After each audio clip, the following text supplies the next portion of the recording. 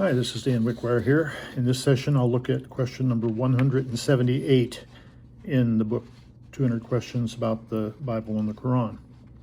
Question is this: are those who fight considered better than those who don't fight?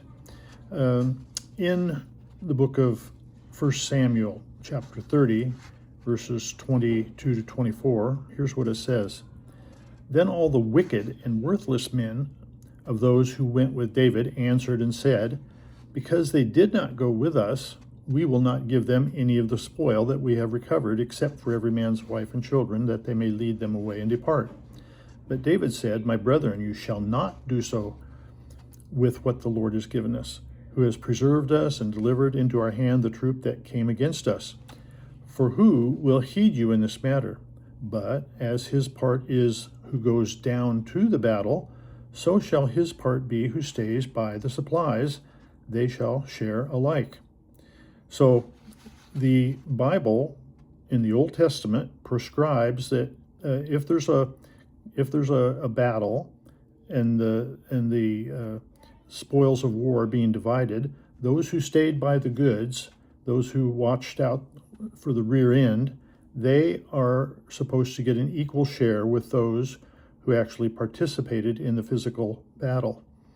And actually it calls these people who wanted to keep the spoils of war just for themselves, the ones who actually fought and were arguing for just them getting the thing, it calls them wicked and worthless men.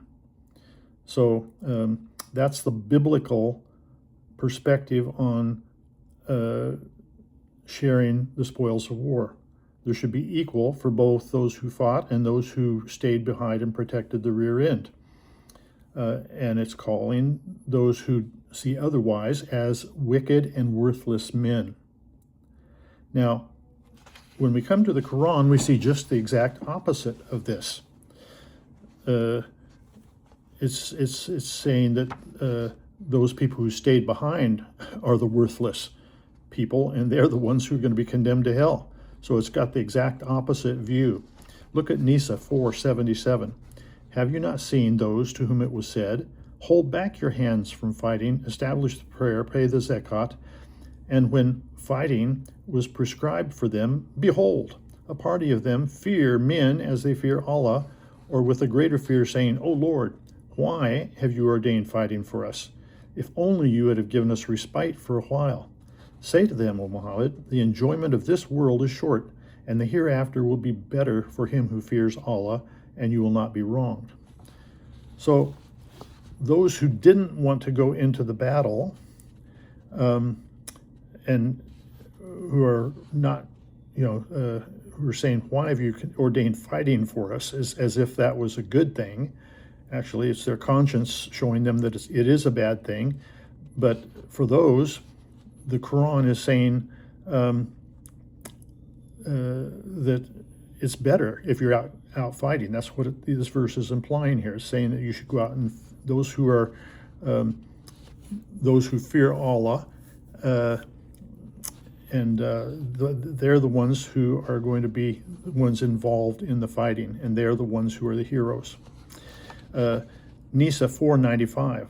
Those of the believers who sit at home in Medina and the other than those who have a disabling hurt are not equal with those who strive in the cause of Allah with their wealth and their lives. Allah has conferred on those who strive with their wealth and their lives a rank above the ones who sit at home. So again, here we see that in the Quran, those who are actually involved in the physical fighting are awarded a higher position within Islam, and that Allah has lifted them up to a higher rank above those who just stayed at home. Again, in Tebbe 9:19 through 20, it says this: have you made the mere obligation of giving water to the pilgrims and the maintenance of the inviolable mosque as equal to the works of those who have believed in Allah and the last day and fought for his cause? They are not equal in the sight of Allah. He does not guide the wrongdoers. Those who believe and have left their homes and fought for Allah's cause with their wealth and their lives, they are of the much greater worth in Allah's sight They are the triumphant. So this is teaching exactly the opposite of what we read in 1 Samuel chapter 30.